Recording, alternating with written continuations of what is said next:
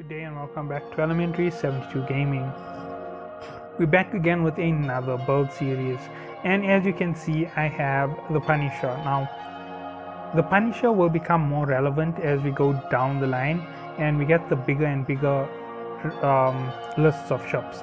And when I say the bigger lists of ships, I mean the Punisher Assault and those class of vessels.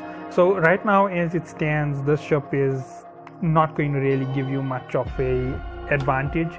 It's going to be able to take quite a hit, but it won't be able to just dish out what it can take. It's going to dish out very small amounts. It's not going to go very high in PvE.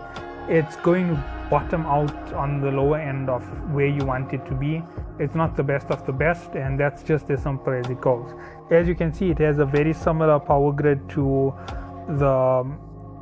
the Executioner or the Crucifier, and that is where it bottoms out. It will be the same fit as that ship if you're going to use it, but it doesn't have the acceleration or the advantage in combat to keep going beyond level 3. So that's just about it for that vessel. Now let's get to the main one, the one which I actually thought it was. I thought the Crucifier was the Executioner. Now this ship is another one of the beginner ships in their second form, Executioner 2. If you look at it, it's the exact same bonuses as the beginner ships, the Slasher, the Condor 2. You're even going to get the same bonuses, if I'm correct, on the Atron 2, which is the next build. So it's a good thing to remember to hold on to. Weber Fire and Disruptor Capacitor need is reduced by 80%, 50% afterburner velocity. Everybody knows their speed really matters in this class, and as you can see, laser damage and reduced laser capacitor need. Laser ships do have this habit of draining your cap very quickly. Like I said the previous one, everything that gives you an edge makes a difference. Unlike any other Executioner, I would set this one here up in a shield tanking mode.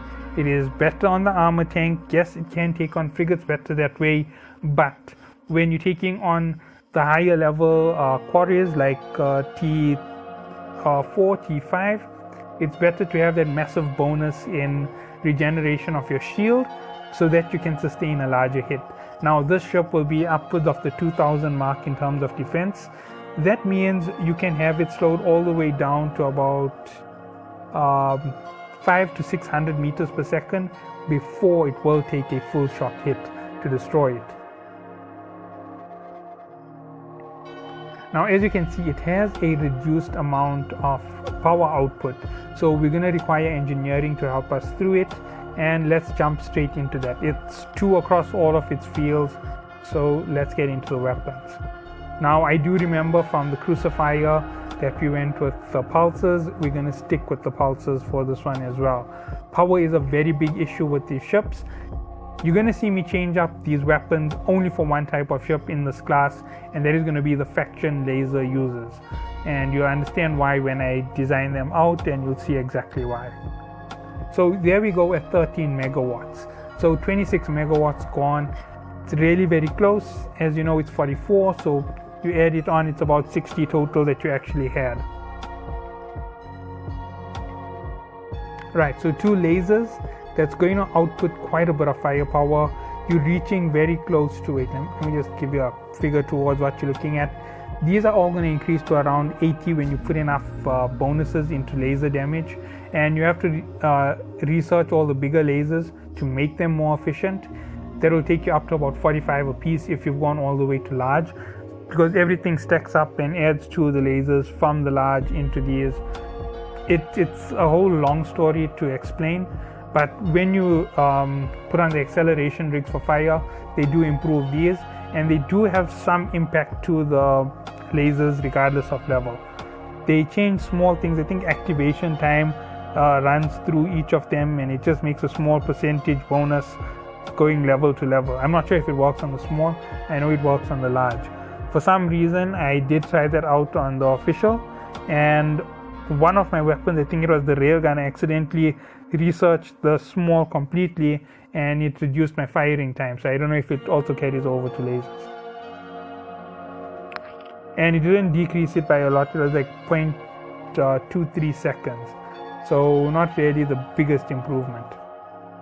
Okay, so with all of that, let's go to the next one, the mid slots. Electronic warfare, Weber fires. I'm not even going to go any further. That's for PvE. Now PvE, the reason why you want the Weber fires is so you can apply your damage easily regardless of how fast an opposing ship is. These are cheap ships just for the start. They're under the 4 million mark, so you're going to be using them to really get an edge. You can take them all the way up to T5 without a problem. The ship is in the exact same class. Once outfitted with all of its bonuses, it will reach about that 2000 meters per second mark. Alright, now if you're counting everything, we are 28.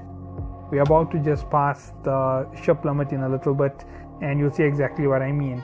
Add the shield booster 6 megawatts, and you're now at 34.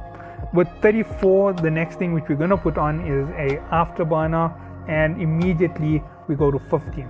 That means we're 6 over. We're counting on engineering to pull us up. Obviously, this is for people who are restarting in late game. This won't really help you for a brand new player. There is a lot of engineering to have put in, and to be focusing on these ships isn't really efficient.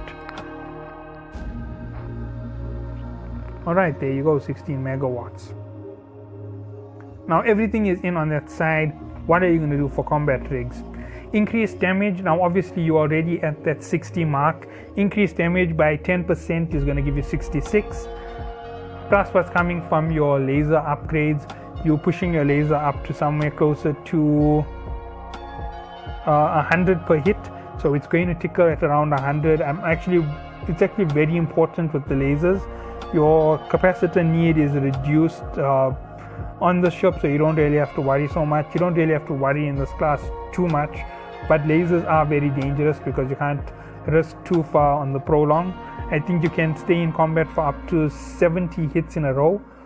With the crucifier, this one here most probably will go up to about 200 to 300. So yeah, that's where it will go. And the shield regeneration is going to help you against the small ships in the start. Once they're out of the way, you can circle the bigger ships quite easily. They're not going to apply enough damage. 20 or 30 means once every 2 or 3 you're going to activate your shield boost. That's going to pull it all down. The reason why I didn't go with armor, same reason as the crucifier.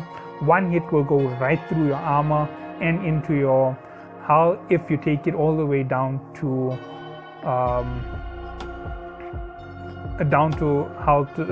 armor to start with. Tanking at that point would mean you'd have to use a resistance booster that will reduce your speed. That will mean you'll take more damage overall. It's no longer within that class where you can actually resist most damage.